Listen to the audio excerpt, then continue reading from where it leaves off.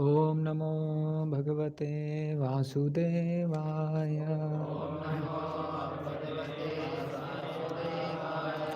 ओम नमो भगवते वासुदेवाय।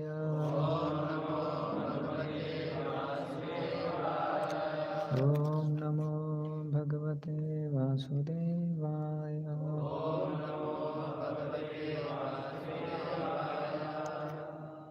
तो आज हम पढ़ रहे हैं स्कंद 10 अध्याय 74 श्लोक क्रमांक 26। इति उक्त्वा सह देवो भूत।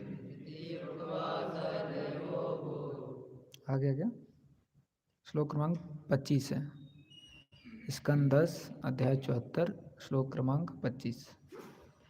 इति उक्त्वा स देवो भूत तुष्णीं कृष्णा भाववेत्। कृष्ण तुष्णीं कृष्णानुभाववेत्। तच्छ्रुत्वा तुष्टवः सर्वे साधु साधु इति सत्तमः। इति उक्त्वा सः देवो भूत् तुष्णीं कृष्णानुभाववेत्। तच्छ्रुत्वा तुष्टवः सर्वे साधु साधु इति सत्तमः। इति उक्त्वा सः देवो भूत् तुष्णीं कृष्णानुभाववेत्। तच्छ्रुत्वा तुष्टवः सर्वे साधु साधु इति सत्तमः।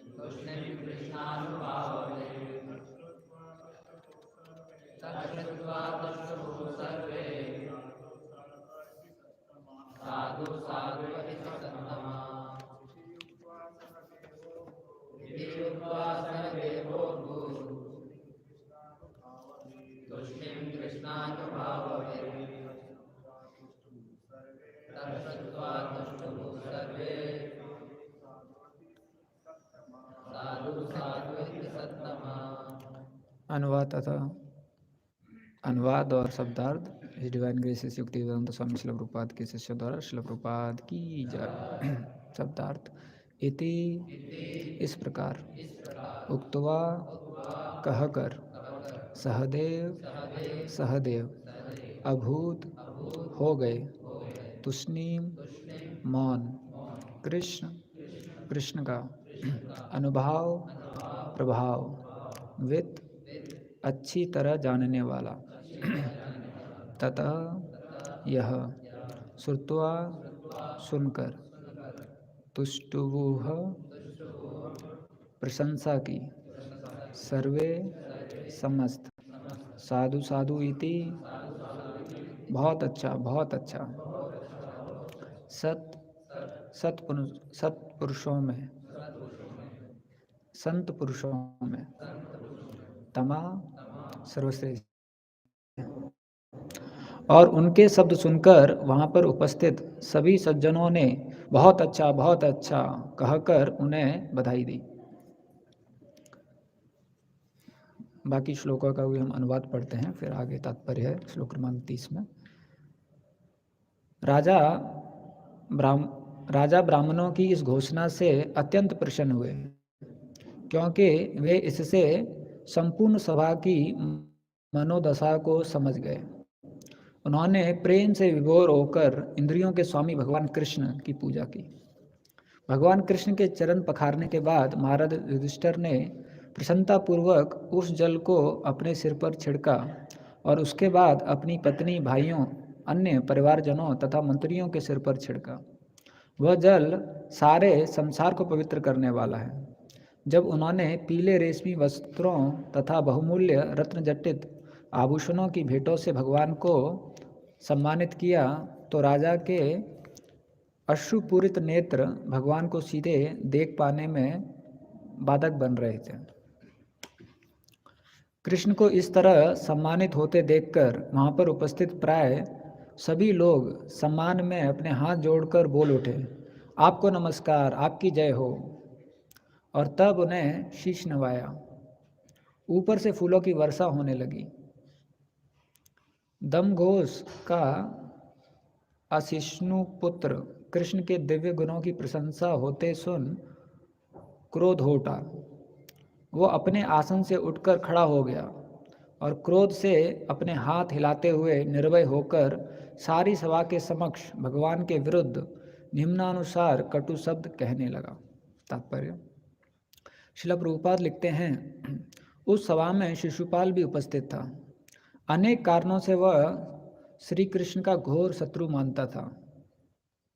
वह श्री कृष्ण को घोर शत्रु मानता था, विशेषकर इसलिए कि श्री कृष्ण ने विवाह महोत्सव से रुक्मिणी देवी का हरण किया था।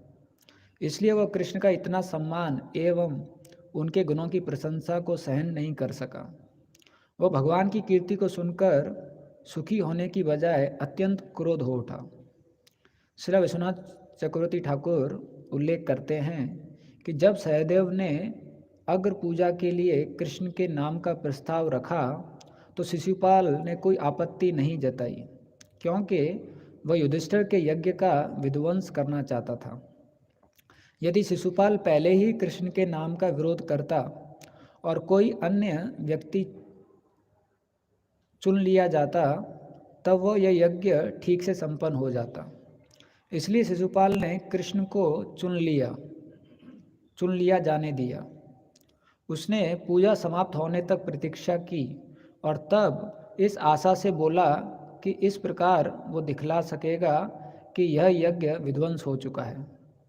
इस तरह वह महाराज युधिष्ठिर के प्रयासों को नष्ट कर देगा। इस प्रसंग में आचार्य ने स्मृति से निम्नलिखित संदर्भ उद्धृत किया है। अपूज्य यत्र पूज्यन्ते पूज्यानां च व्यतिक्रमः। जहाँ अपूज्यों की पूजा होती है, वहाँ असली पूजनियों की पूजा होना अपराध है। एक अन्य कथन भी है, प्रतिबद्धनाति ही श्रेयः पूज्या पूज्य व्यतिक्रमः। कौन पूज्य है और कौन अपूज्य, इसे ठीक से न समझने से जीवन की प्रगति अवरुद्ध होगी। ओम ज्ञानतिमिरन्धस्य ज्ञानाञ्जनशलाकया चक्षुरुन्मीलितं येन तस्मै श्रीगुरवे नमः।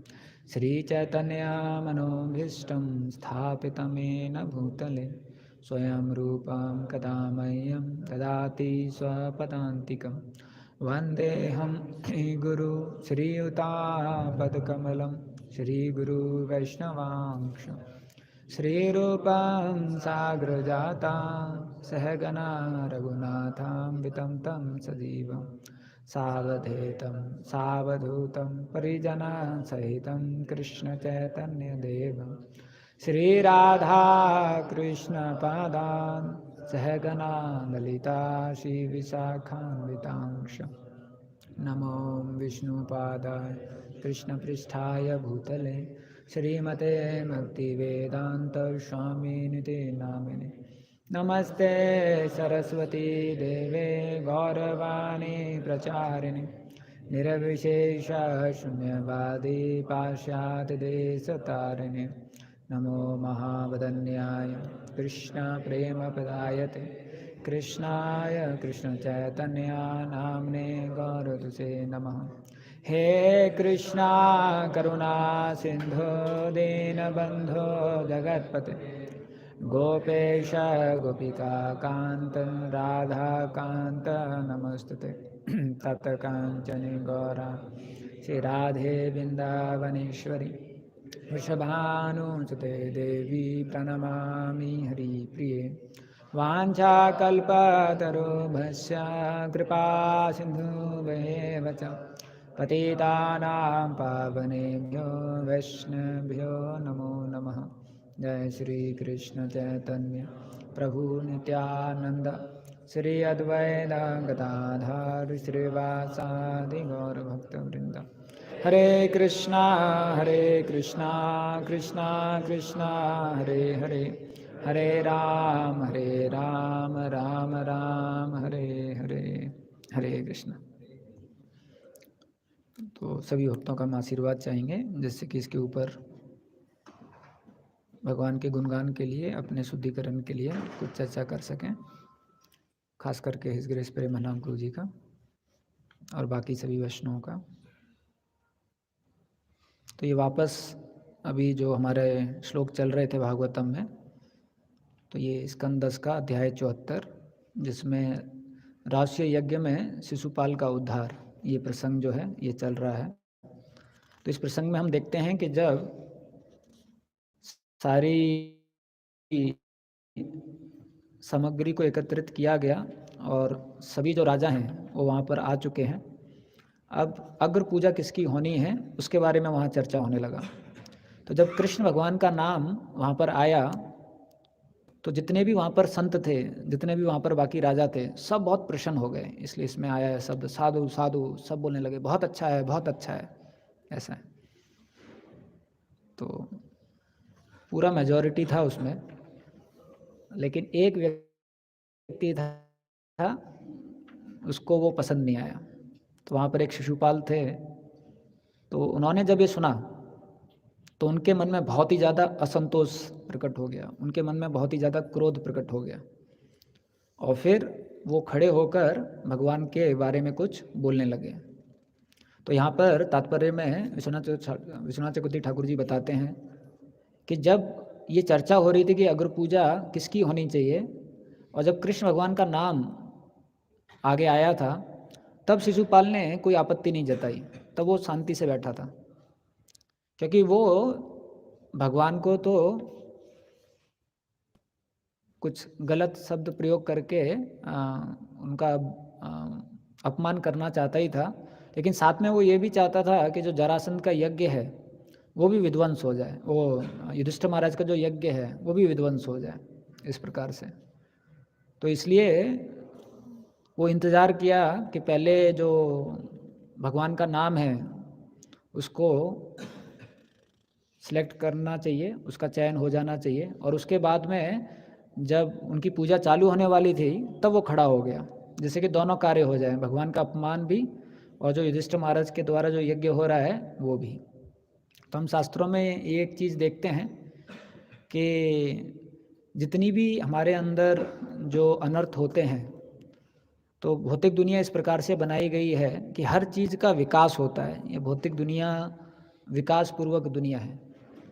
तो अगर किसी के हृदय में कुछ अनर्थ होता है तो उसका भी वो विकास होता रहता है। जैसे हम चेतन चरितामृत में सुनते हैं रामचंद्रपुरी का उदाहरण, कि वो पहले गुरु का अपराध किए, फिर गुरु का अपराध करने के बाद वैष्णव का अपराध किए, वैष्णव का अपराध करने के बाद में फिर चेतन महाप्रभु का अपराध किए। और यहाँ पर हम शिशुपाल को देखते हैं, उनके अंदर भगवान के प्रति बहुत ज़्यादा अपराधमय भाव था, लेकिन अभी वो अपराधमय भाव भक्तों के प्रति भी आ गया था। तो भगवान का तो अपमान करना ही चाहते थे, लेकिन युधिष्ठिर महाराज का भी अपमान करना चाहते थे, उनका भी जो कार्य है उसको विफल करना चाहते थे। ऐसा तो हम देखते हैं कि कुछ भी इस दुनिया में हमारे अंदर हृदय में है उसका विकास होता रहता है। तो ये भौतिक दुनिया इस प्रकार से बनाई हुई है कि हर कोई स्थायी नहीं रह सकता है। तो अगर कोई प्रयास नहीं कर रहा है अपने आप को शुद्ध करने के लिए, तो जो बाय डिफ़ॉल्ट जो हमारे अनर्थता हैं, जो हमारी कमजोरियां हैं, उनका विकास होता रहता है। और अगर कोई अपने आप को शुद्ध करने की कोशिश कर रहा है तो उसका विकास होता रहता है। तो यहाँ पर क्योंकि शिशुपाल के अंदर भगवान कृष्ण के प्रति बहुत ज़्यादा ईर्ष्या थी, तो स्वाभाविक रूप से जो उनकी वो ईर्ष्या थी, द्वेष था, वो भक्तों के प्रति भी प्रकट होने लग गया और उनके मन में बहुत ही ज़्यादा असंतोष हो गया कृष्ण का नाम सुनते ही कि अरे कृष्ण को इस प्रकार से पूजा क्यों दी जा रही है इस प्रकार से। तो हम देखते हैं कि हर किसी के ज़िंदगी में कुछ कुछ कारणों से असंतोष जो है वो प्रकट हो जाता है। तो यहाँ पर जो शिशुपाल हैं वो तो एक राक्षस बोलेंगे या एक उस कैटेगरी में आएंगे जो बहुत ही ज़्यादा भगवान के प्रति द्वेष रखते हैं। और इस प्रकार के व्यक्ति जैसे ही भगवान का नाम सुनते हैं तो उनको बहुत ज़्यादा क्रोध आने लग जाता है। तो कई बार हम देखते हैं जब हम प्रचार भी करते हैं तो जब हम बताते हैं कि कृष्ण ही सबके स्वामी हैं, कृष्ण ही सब चीज़ों के नियंता हैं, कृष्ण ही सब चीज़ों के भोगी हैं, तो बहुत सारे लोग हैं उनको वो बैठ नहीं पाते हैं वो सुन के, क्योंकि उनको अंदर से बहुत विचलन होने लग जाता है, क्या बोल रहे हो, ये ऐसा कैसे हो सकता है इस प्रकार से। तो एक बार एक व्यक्ति प्रभुपाद जी के पास आया था, तो उसने बोला स्वामी जी ये इतना सारा चीज़ इस दुनिया में बनाया है, ये किस लिए बना है?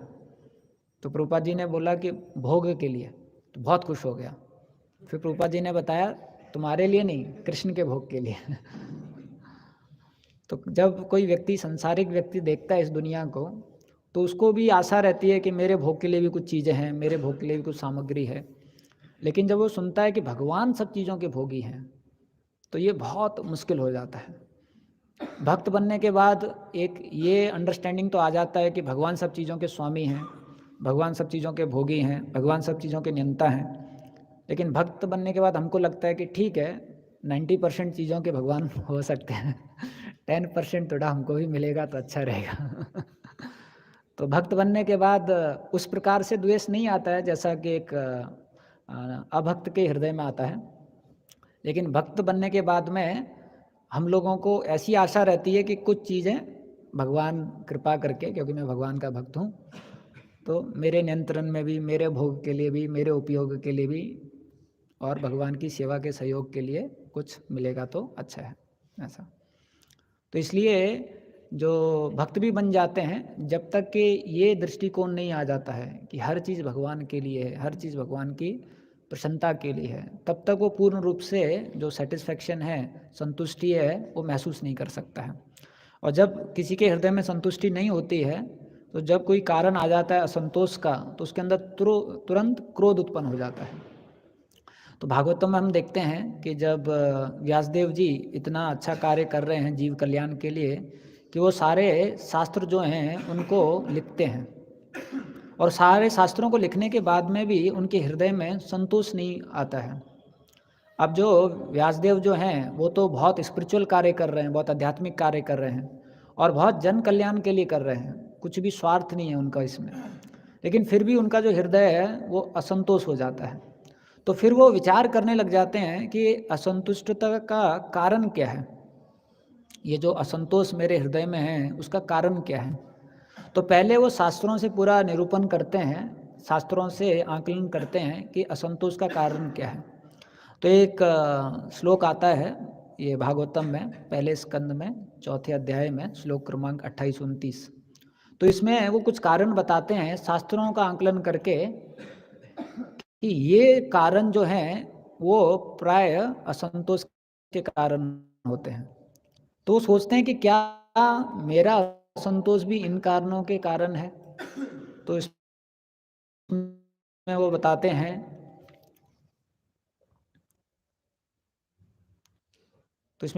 हैं, धृतवृत्तेन ही माया चंदांसी गुरवो गुणः मान्यता निर्वलिकेन गृहीतम चानु शासनम। तो धृतवृत्तेन, तो बताते हैं कि मैंने तो बहुत दृढ़तापूर्वक सारे नियमों का पालन किया है। तो क्या बताते हैं, पहला शब्द धृतवृत्तेन। तो एक संतोष का कारण ये होता है कि जब आपने कुछ नियम लिए हैं या कुछ प्रॉमिस किया है, जब आप उसका पालन नहीं कर पाते हैं तो उससे असंतोष आ जाता है। जैसे कि मानो आपने किसी भक्त से कुछ सामग्री ली कि प्रभु ये आप दे दिए और आपको हम 4 दिन के बाद वापस देंगे। आपने कुछ लक्ष्मी लिया, अभी 4 दिन हो गए हैं और वो भक्त अभी आपको फ़ोन कर रहा है कि प्रभु वो लक्ष्मी वापस, और आप अभी दे नहीं पा रहे हैं वो लक्ष्मी को किसी कारणवश। तो आपके हृदय में क्या होगा, अभी असंतोष आ जाएगा, क्योंकि आपने कुछ प्रॉमिस किया, कुछ नियम बनाया, और आप उसका पालन नहीं कर पा रहे हैं। या कार्तिक महीने में बहुत सारे भक्तों ने बहुत प्रकार के नियम लिए थे, कोई माला ज़्यादा जप करेंगे, प्रसाद कम खाएंगे, इस प्रकार से।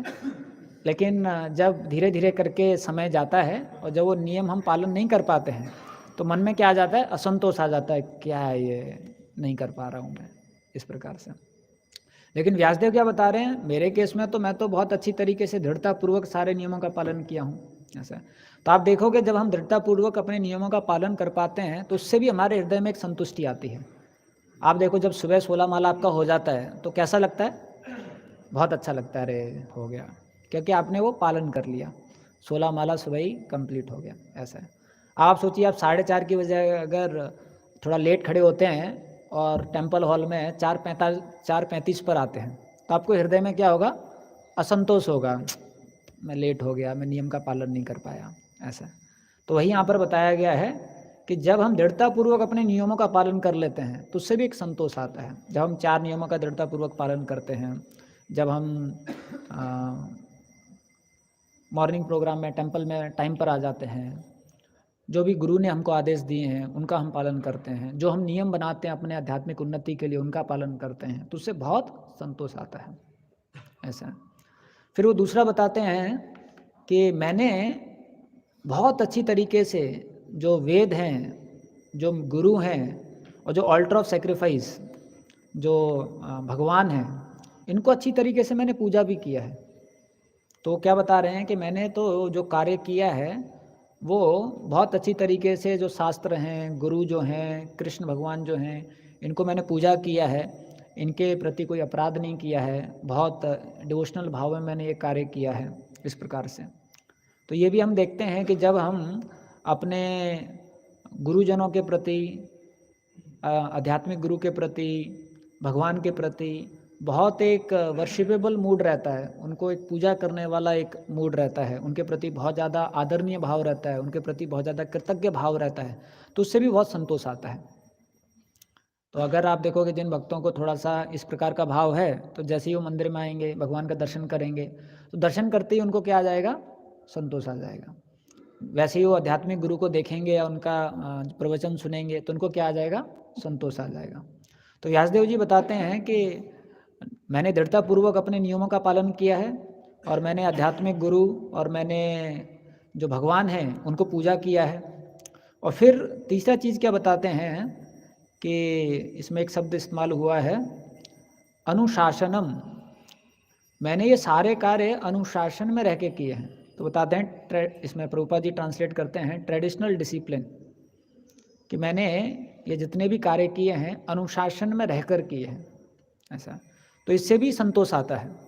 अगर कोई अपना जीवन जो है वो अनुशासन में जीता है तो आप देखोगे अगर कोई भक्त है उसका अनुशासन पूर्वक जीवन है, वो जो उसको बताया गया उस हिसाब से वो मॉर्निंग प्रोग्राम अटेंड करता है, समय पर प्रसाद खाता है, रेगुलेटेड लाइफ जीता है, बैलेंस करके साधना सेवा वगैरह करता है, तो उसको क्या होगा, संतोष होगा। लेकिन जो अनुशासन में नहीं रहता है तो उनके हमेशा इस प्रकार के सवाल होते हैं, प्रभु जी साधना करना है तो सेवा नहीं हो रही है, सेवा करना है तो साधना नहीं हो रहा है, हेल्थ टेक केयर नहीं हो रहा है, ये टेक केयर नहीं हो रहा है, प्रभु जी 2 अथॉरिटी इंस्ट्रक्शन दे रहे हैं तो समझ में नहीं आ रहा है, क्योंकि वो अनुशासन नहीं होना चाहते हैं। और क्योंकि वो अनुशासन नहीं होना चाहते हैं तो वो भी असंतोष का कारण है। तो पहले हमने चर्चा किया कि अगर कोई नियमों का पालन नहीं कर पा रहा है तो उससे असंतोष आता है। दूसरा हमने चर्चा किया, अगर किसी का कृतज्ञ भाव नहीं है और वर्शिपेबल मूड नहीं है, आदर वाला मूड नहीं है गुरु के प्रति या भगवान के प्रति, तो भी असंतोष भाव आता है। तीसरा हमने चर्चा किया कि अगर जो अनुशासन है उसमें कोई नहीं रहना चाहता है तो भी उसको असंतोष का भाव आ जाता है, क्योंकि अनुशासन में रहने से जो चीज़ें हैं बहुत आसानी से हो जाती हैं। अनुशासन का मतलब ये भी है कि जो हमको बताया गया है उसका हम पालन करें, तो वो भी अनुशासन में आ जाता है। तो अगर किसी चीज़ को हमको कोई बताता है उसका हम पालन करते हैं तो उससे भी हमको संतोष आता है कि देखो उन्होंने हमको ये बताया और हमने वो चीज़ किया, इस प्रकार से। उसके बाद वो बताते हैं चौथा कारण, I have shown import of disciplic succession through the explanation of Mahabharata. फिर चौथा बताते हैं कि जो मैंने सेवा भी किया है वो भी गुरु परंपरा में रह के किया है। जो उन्होंने रचना किया है शास्त्रों का, और ख़ास करके जो महाकाव्य है महाभारत, उसका जो रचना किया है वो अपने मन से नहीं किया है, वो गुरु परंपरा में रह के किया है, इम्पोर्ट ऑफ डिसाइप्लिक सक्सेशन। तो ये वो चौथा कारण बताते हैं कि जब हम कोई कार्य जो है, खास करके जब प्रवचन करना है, शास्त्रों को दूसरों को बताना है और शास्त्रों को खुद समझना है, कोई सेवा करना है, तो अगर वो हम गुरु परंपरा में रह के करते हैं, उनके अनुसार करते हैं, तो उससे भी हमको संतोष महसूस होता है। ऐसा है। एक बार प्रभुपाद जी जब अमेरिका में गए थे, तो प्रभुपाद जी जब 4 नियमों के बारे में बता रहे थे, तो एक भक्त ने बताया कि प्रभुपाद जी अगर आप एक नियम थोड़ा कम कर देंगे तो आपके बहुत सारे शिष्य हो जाएंगे। तो प्रभुपाद जी ने उधर तुरंत उनको बताया कि मैं यहाँ पर अमेरिकन्स को संतोष करने के लिए नहीं आया, मैं अपने गुरु को संतुष्ट करने के लिए आया हूँ। इस प्रकार से तो जो अपने गुरुजनों के अनुसार, गुरु परंपरा के अनुसार उनकी संतुष्टि के लिए कार्य करता है, तो उसको भी संतोष जो है उसको महसूस होता है। उसके बाद 5वां कारण बताते हैं, और मैंने जो कार्य किया है ये क्या याद करके कार्य किया है, कि मैंने ऐसा कार्य किया है जिससे कि जो औरतें हैं, शूद्र जो हैं, बाकी जो द्विज बंधु हैं, ये भी धर्म के रास्ते पे चल सकें। ऐसा है। तो ये 5वां चीज़ है कि आपका साधना बहुत अच्छा है, आपका अनुशासन बहुत अच्छा है, आप गुरु परंपरा में हैं, लेकिन आपके हार्ट में कंपैशन नहीं है, क्या कार्य कर रहे हैं जिससे कि लोगों का भला हो, फिर भी आपके हृदय में असंतोष होगा। तो एक कारण है क्यों हमारा जो वैदिक संस्कृति है उसका पतन हुआ, कि जो ब्राह्मण थे उनका एक मुख्य कार्य था दूसरों को शास्त्र बताना, दूसरों को प्रचार करना, और ब्राह्मणों ने वो कार्य रोक दिया। और जब कोई प्रचार कार्य रोक देता है तो उसके अंदर अहंकार जो है वो और बढ़ जाता है, और वो दूसरे जो लोग हैं उनको बहुत घृणा करने लग जाता है। तो आप देखोगे जो ब्राह्मण जाति था, एक समय पे ऐसा हो गया था कि बहुत ज़्यादा छुआछूत करने लगा, नीचे जो जाति हैं उनको क्रिटिसाइज़ करने लगा, क्योंकि वो प्रचार में नहीं थे। इस प्रकार से जैसे आप देखोगे अगर कोई भक्त प्रचार में है और वो किसी नए बच्चे को प्रीचिंग कर रहा है, और जब वो आता है तो हो सकता है वो कुछ नियमों का पालन ना करे, हो सकता है वो महाप्रसाद का प्रेयर ना गाए या भूल जाए, या गलत हाथ से प्रसाद खा रहा है। तो जो जब आप प्रचार कर रहे हो तो आप उसको डांटोगे नहीं, क्योंकि वो कंपैशन से प्रचार होता है, प्रचार से कंपैशन आता है। तो आप उसको बोलोगे नहीं नहीं कोई बात नहीं, कोई बात नहीं। लेकिन जो प्रचार नहीं कर रहा है, जो मंदिर में ही है, वो बोले क्या ये तुमको खाना नहीं आता यहाँ पर क्योंकि वो प्रचार नहीं कर रहा है। तो कंपैशन से प्रचार मैनिफेस्ट होता है, प्रचार से कंपैशन मैनिफेस्ट होता है। तो ये 5वां चीज़ जो है ये व्यासदेव बता रहे हैं कि मैं तो करुणा भाव में रहकर ये शास्त्र का रचना किया हूँ, तो ये भी कारण नहीं हो सकता है। तो ऐसे वो 5 कारण आकलन करते हैं शास्त्रों के अनुसार, जो मुख्यतः एक भक्त के जीवन में हो सकते हैं असंतुष्टि के लिए।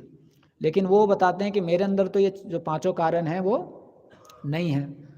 तो अभी आप देखेंगे तो व्यासदेव जो हैं उन्होंने शास्त्र, हम ऐसा नहीं बोल सकते कि व्यासदेव ने शास्त्र पूरे पढ़े हैं, क्योंकि उन्होंने तो पूरे लिखे ही हैं भगवान के खुद अवतार हैं, तो कुछ ऐसा नहीं है जो उनको नहीं पता है। ऐसा है। तो आप देखेंगे व्यासदेव जी हैं, उन्होंने सारे शास्त्र पढ़ लिखे हैं।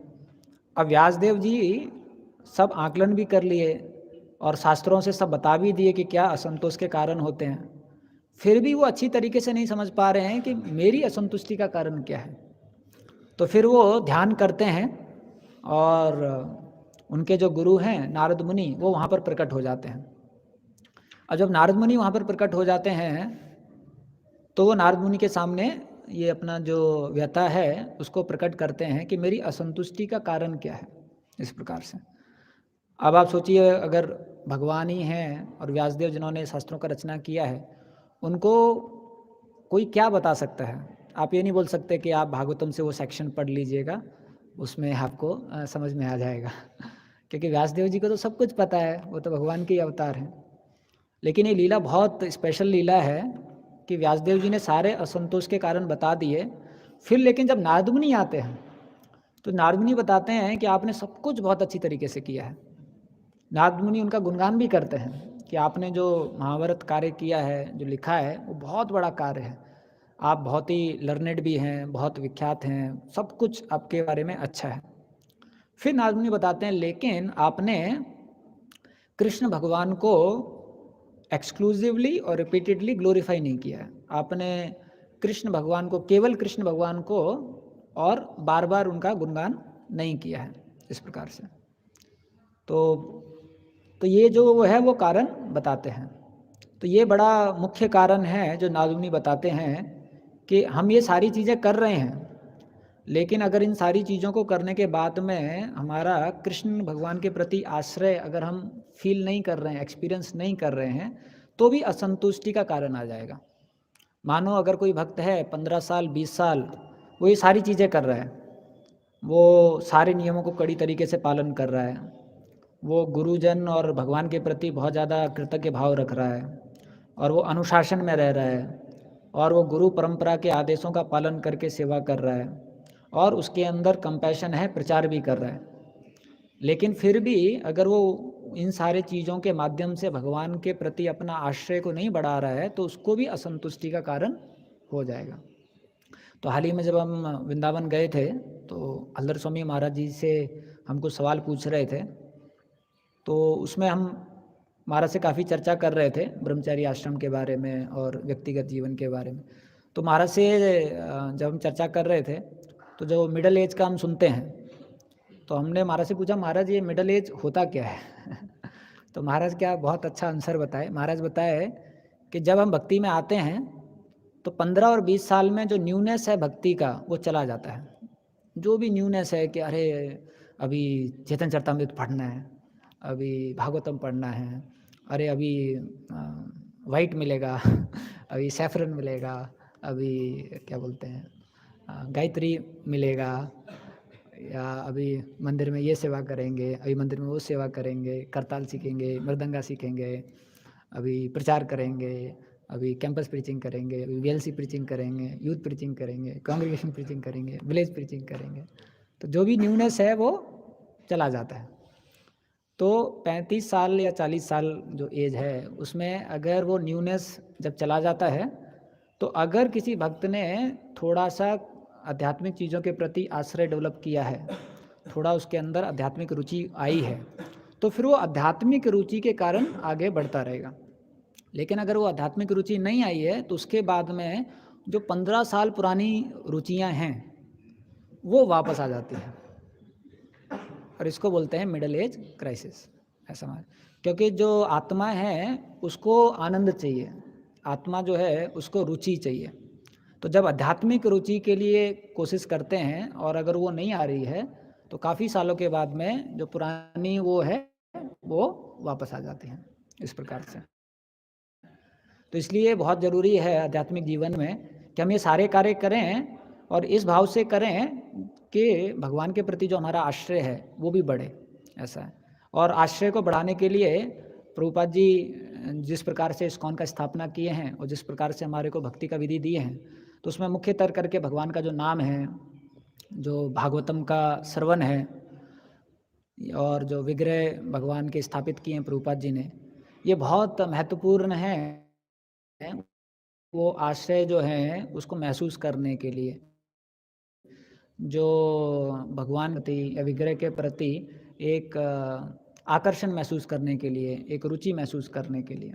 क्योंकि बाकी जो चीज़ें हैं, कई बार रिश्ते भी जो हैं वो अप डाउन जाते हैं, कई बार जो सेवाएं हैं उसमें भी बदलाव जाता है।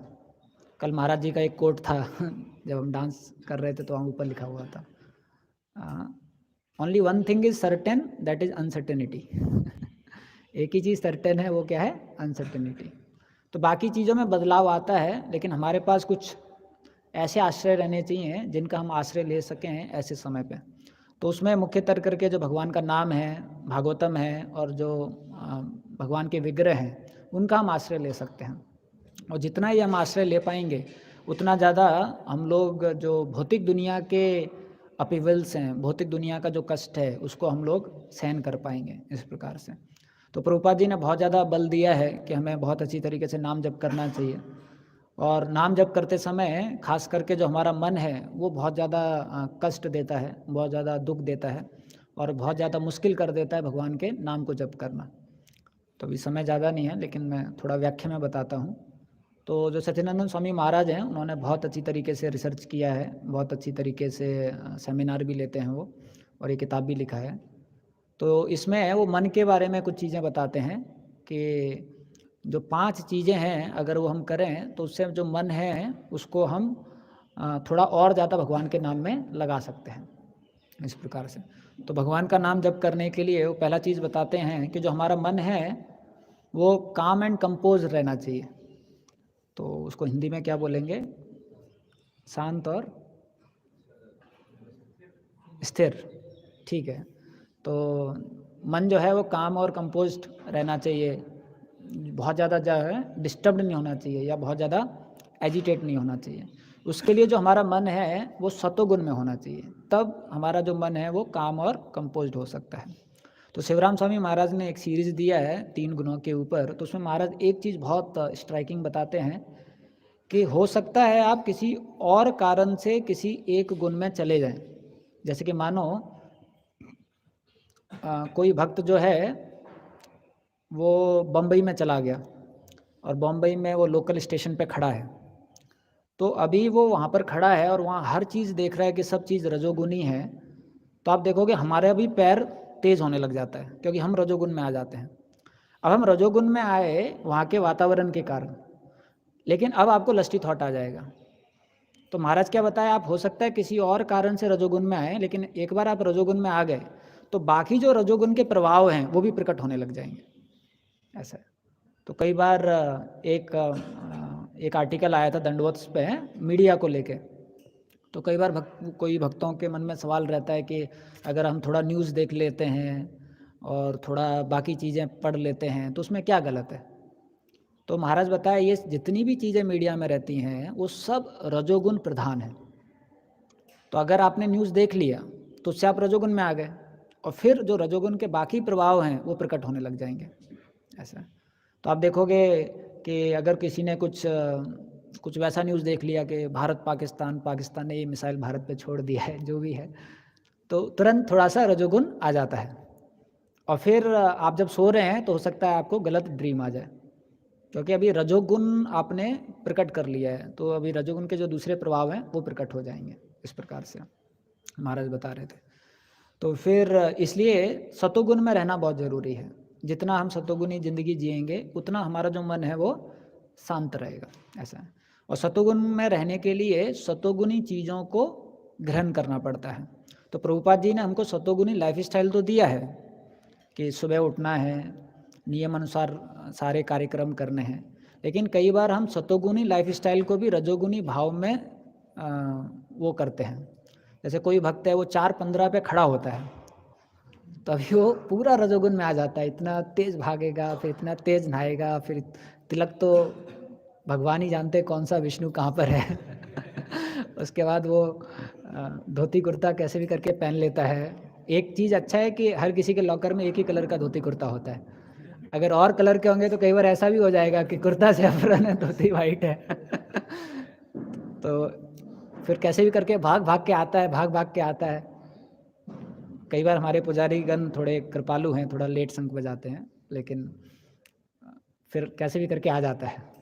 तो आप देखोगे वो सतोगुणी वातावरण में अभी वो रजोगुण में आ गया, अब वो खड़ा रहेगा लेकिन वो भगवान को ध्यान नहीं कर सकता, क्योंकि रजोगुण में ध्यान नहीं होता है, रजोगुण में एजिटेट हो जाता है, माइंड डिस्टर्ब हो जाता है। तो प्रभुपाद जी ने सतोगुणी लाइफस्टाइल दिया है, लेकिन उसको सतोगुण से करना बहुत ज़रूरी है। तो हम पूना आश्रम में जितना थोड़ा बहुत समय बिताया है उसमें एक चीज़ हमने ऑब्जर्व किया था कि जो सीनियर भक्त हैं वो पहले सुबह उठ जाते थे, और सुबह उठने के बाद जब हम नहाते हैं तो उसमें वो कुछ कीर्तन प्ले करते थे या खुद भजन गाते थे। तो इसको देव बात कहा गया है शास्त्रों में। जब आप नहाते हैं और कृष्ण भगवान का नाम लेते हैं या भजन गाते हैं तो उसको देवताओं का बात कहा गया है। उसके बाद वो आते थे, उसके बाद वो धोती पहनते थे, फिर एक आसन रखते थे, उसके ऊपर वो बैठते थे, फिर तिलक लेते थे और बहुत भक्ति भाव में तिलक लगाते थे, क्योंकि भगवान का मंदिर है तो उसमें वो भक्ति भाव में तिलक लगाते थे। फिर पूरा तिलक लगाने के बाद में, सब कुछ करने के बाद में धीरे धीरे करके चल के मंदिर में आते थे। फिर वहाँ पर कोई कुछ भक्त हैं जो सुबह थोड़ा जल्दी खड़े होके कुछ भागवतम पढ़ते थे, कुछ भक्त हैं थोड़ा जल्दी आके मंदिर में फिर जप करते थे।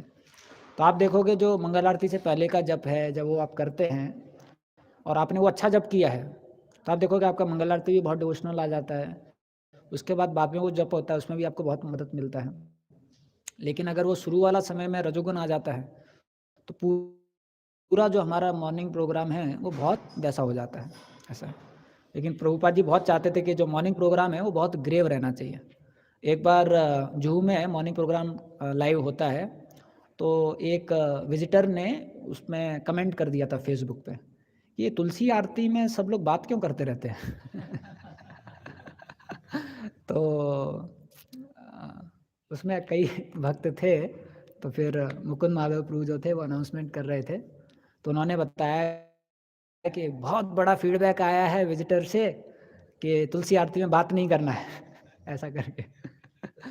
तो फिर कुछ सीनियर भक्तों को थोड़ा वैसे हुआ, फिर उन्होंने अलग से बोला जिनको बात करना है कैमरे के पीछे जाके करो।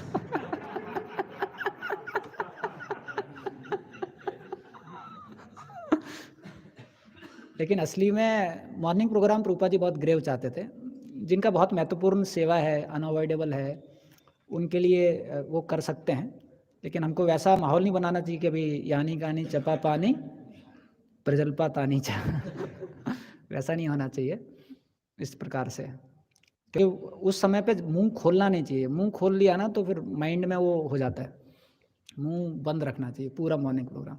जब चैंटिंग आपका हो गया तब मुंह खोलना चाहिए, तब मोबाइल खोलना चाहिए, तब बाकी चीज़ें करना चाहिए, ऐसा है।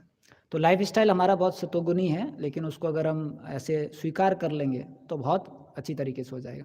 वैसे ही अनुशासन में रहना, टाइम पर क्लासों के लिए आना। हाल ही में एक भक्त थे, उनसे हमने पूछा कि प्रभु आपको, एक नए भक्त थे, नए भक्त मतलब कि वो काफ़ी अच्छे भक्त हैं, ज्वाइन करना चाहते हैं। तो उनको हमने पूछा कि आपको मंदिर में क्या क्या अच्छा लगा।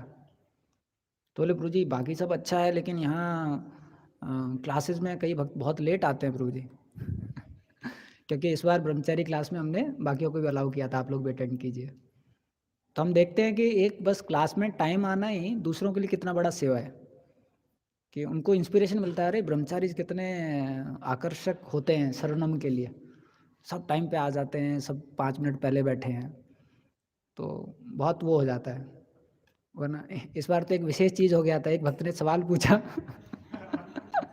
और उसके बाद स्पीकर आंसर देने लगा, और जिसने सवाल पूछा वो उठ के तब तक गायब हो गया था। तो स्पीकर फिर ऊपर देखा और बोला, वो which the devotee who asked the question।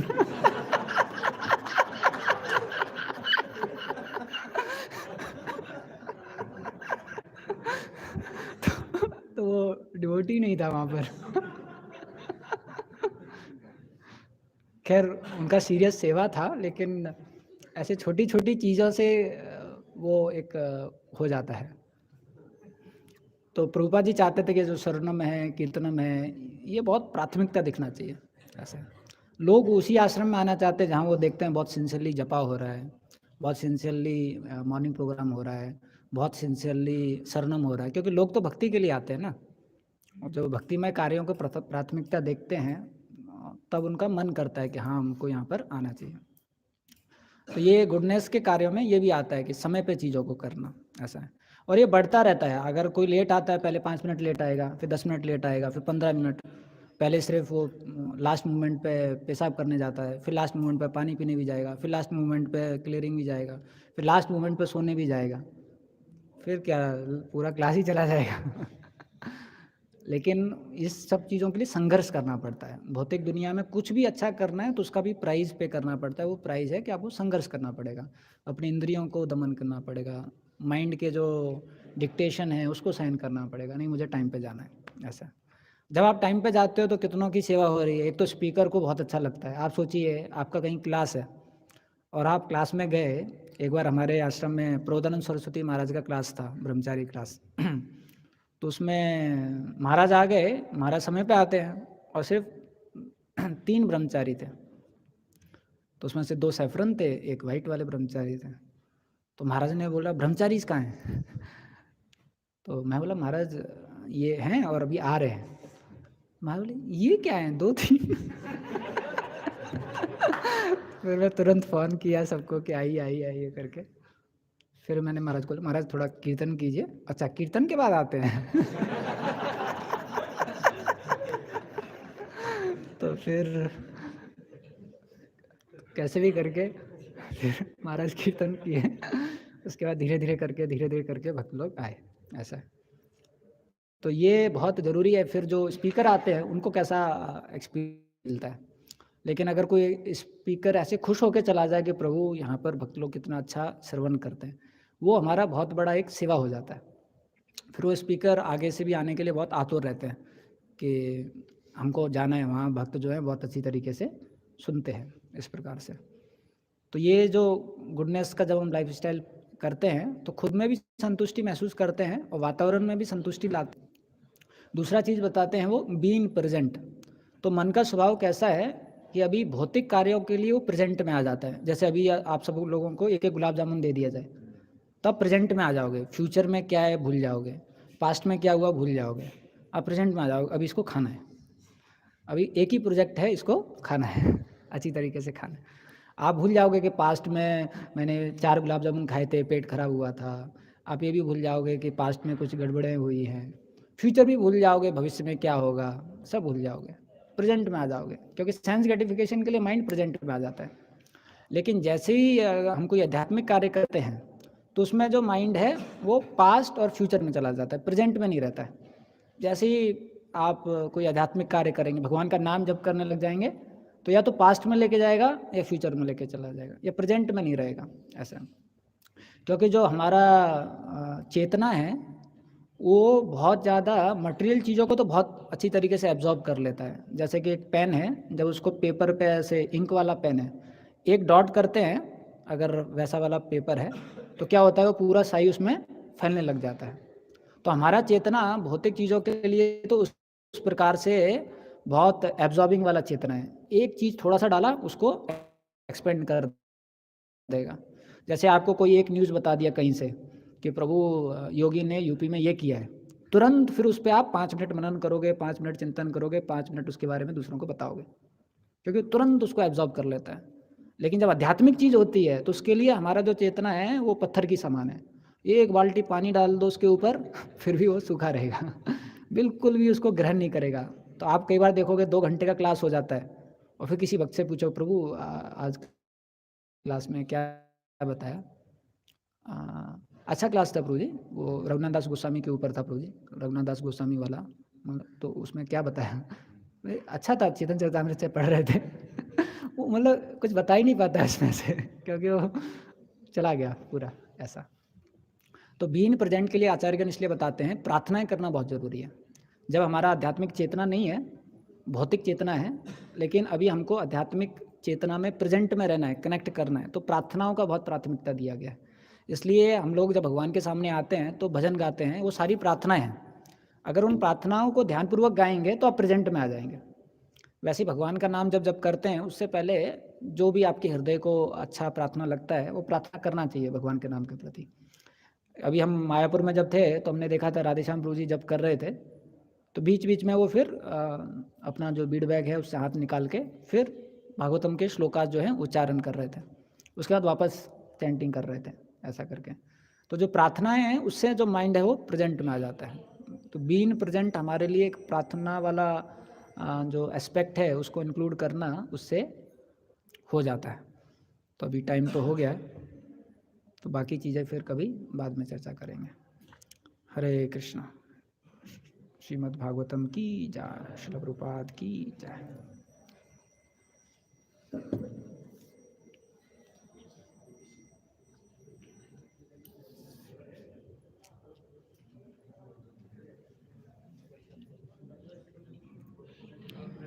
किसी का कोई सवाल है तो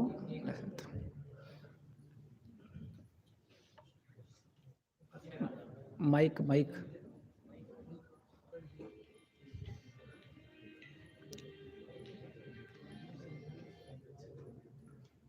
ये वाला फैक्टर जो भी आपने बताया कि हमारा माइंड काम एंड कंपोज होना चाहिए, उसके लिए टाइम पे आना और मोड ऑफ गुडनेस बड़ा इंपॉर्टेंट है। तो ये तो बहुत इंपॉर्टेंट पॉइंट है कि इसमें अपने लाइफ में देखता हूँ बहुत नीड है इस पर काम करने का। तो मुझे लेकिन इसको जब मैं देखता हूँ कि इसको इम्प्लीमेंट करना है तो फिर बहुत सारी चीज़ें बीच में आ जाती हैं, जैसे कि एक ही टाइम में 2-3 सेवाएं अगर हैं हमारी, अभी टाइम तो है नहीं हमारे पास में इतना। आई मीन जैसे मैं अपने लाइफ में देखता हूँ तो ऑफिस का भी टेक केयर करना है, थोड़ा बहुत सेवा भी है, और अगर मैं वॉइस में हूँ तो जो डिवोटीज उनका भी टेक केयर है।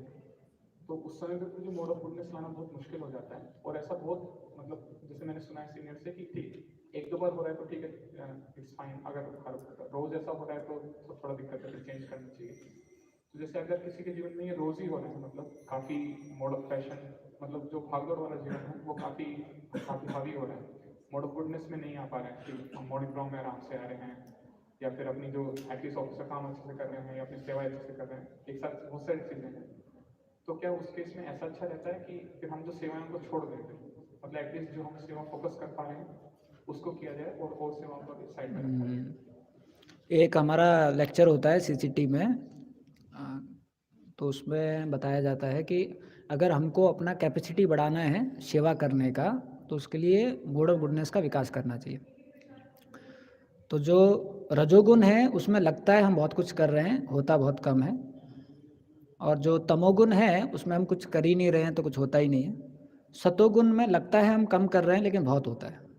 तो सबसे ज़्यादा जो इफ़िशियंसी है वो सतोगुण में आती है ऐसा।